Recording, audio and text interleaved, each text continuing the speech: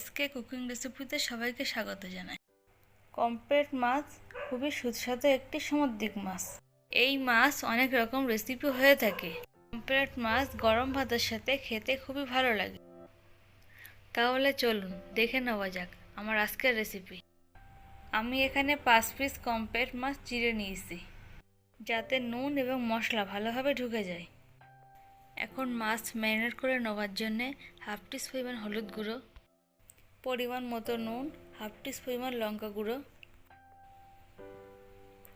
সামান্য পরিমাণ তেল। এই রেসিপিটা যদি ভালো লাগে লাইক, কমেন্ট, শেয়ার করে দেবেন। মাছগুলোতে নুন মশলা ভালোভাবে ম্যারিনেট করা হয়ে গিয়েছে। চাটুই গরম হয়ে গিয়েছে, অল্প একটু তেল দিন। তেলটা ভালোভাবে গরম করে নিতে হবে। ম্যারিনেট করা মাছগুলো এবার আমি ভেজে নেব।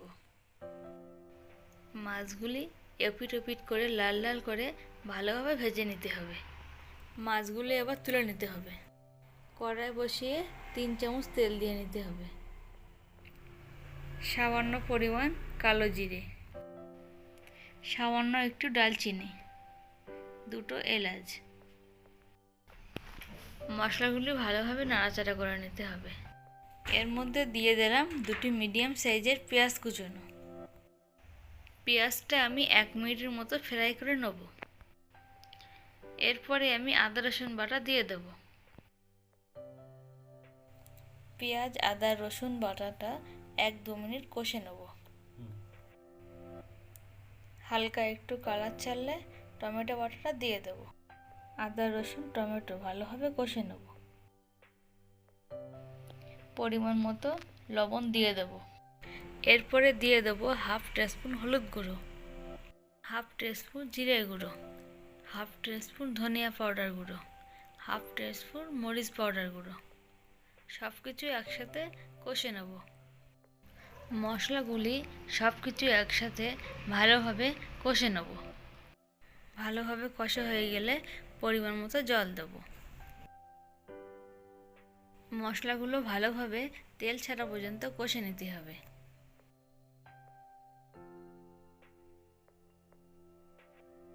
দুই থেকে 3 মিনিট মশলাগুলো ভালোভাবে আমি কষে নেব। এই পর্যায়ে 2 কাপ পরিমাণ জল দিয়ে দেব। এই পর্যায়ে গ্রেভিটা 2-3 মিনিট ফুটিয়ে নেব।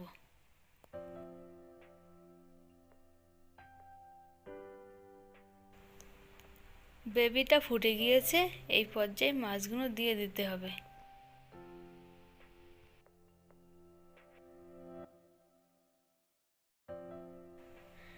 মাছগুলি দেবো হয়ে গিয়েছে, এই পর্যায়ে ধনিয়া পাতা কুচিগুলো দিয়ে দেব। এই পর্যায়ে কাঁচা লঙ্কাগুলো দিয়ে দেব। 5-7 মিনিট ফুটিয়ে নামিয়ে নেব।